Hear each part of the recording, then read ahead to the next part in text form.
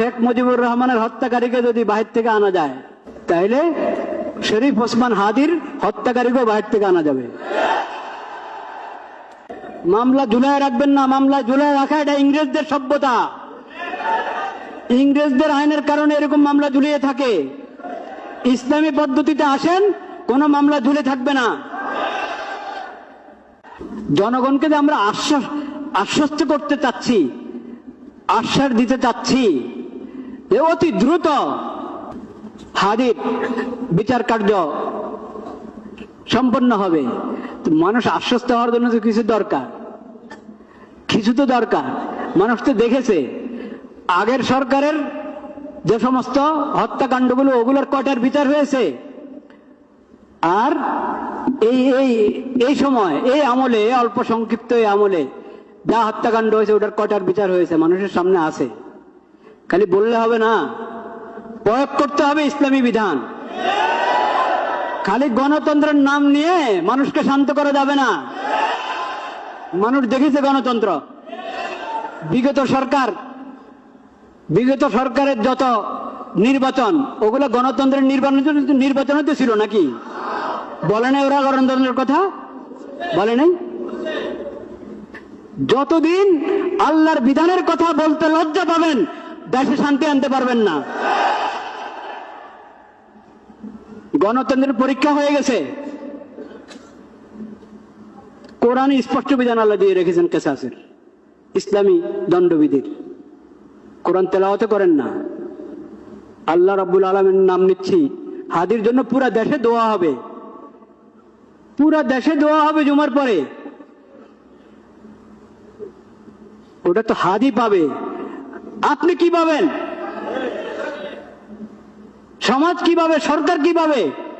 সমাজ এবং সরকার এবং দেশে শান্তি শৃঙ্খলা ফিরে আসতে হলে আল্লাহর বিধান প্রয়োগ করতে হবে। পেশাসের বিধান আল্লাহ যেভাবে দিয়েছেন সেভাবে প্রয়োগ করেন। মামলা ঝুলায় রাখবেন না, মামলা ঝুলায় রাখা এটা ইংরেজদের সভ্যতা। ইংরেজদের আইনের কারণে এরকম মামলা ঝুলিয়ে থাকে। ইসলামী পদ্ধতিতে আসেন, কোন মামলা ঝুলে থাকবে না। ইসলামের দ্বন্দ্ববিধি এবং ইসলামের কেসাস যদি প্রয়োগ করতে পারি আমরা সাহস করে, তাহলে ইনশাআল্লাহ সমাজে পূর্ণ শৃঙ্খলা এবং শান্তি নিরাপত্তা ফিরে আসবে। আল্লাহ রাব্বুল আলামিন সে তৌফিক নসিব করেন। এখন কি হয়, বিশৃঙ্খলা সৃষ্টিকারীরা জেলে ঢুকলে আবার জামিন পায়। বিশৃঙ্খলা সৃষ্টিকারী কেন জামিন পাবে?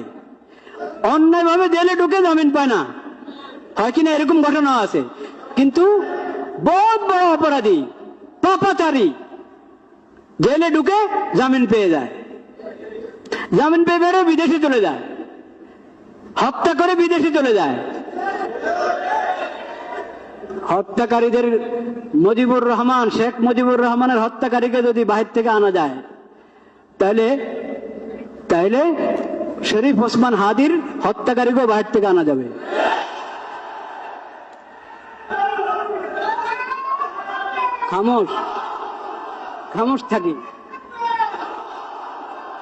খামোশ থাকি,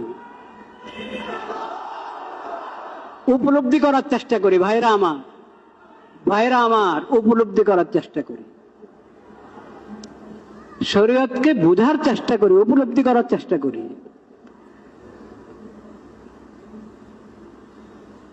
সব অন্যায়। শরীফ ওসমান হাদির রক্ত আল্লাহর কাছে এটাও রক্ত।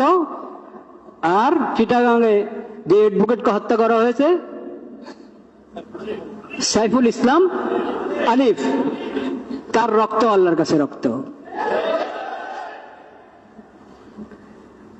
যার খুন হওয়ার পরে, অন্যায় খুন হওয়ার পরে পুরা দেশ একসাথে জেগে উঠে, তার রক্ত আল্লাহর কাছে রক্ত।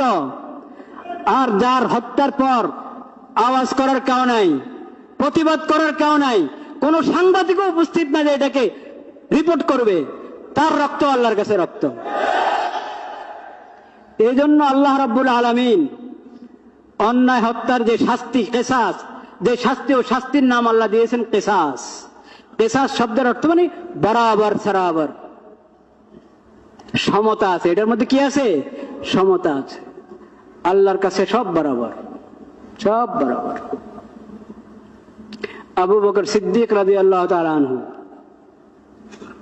নবীদের পরে যার চেয়ে উত্তম ব্যক্তি সূর্য দেখে নাই, সে আবু বকর সিদ্দিক রাদিয়াল্লাহু তাআলার রক্ত আল্লাহর কাছে যেমন মূল্যবান, একবারে সাধারণ থেকে সাধারণ একজন মুসলিমের রক্ত আল্লাহর কাছে মূল্যবান।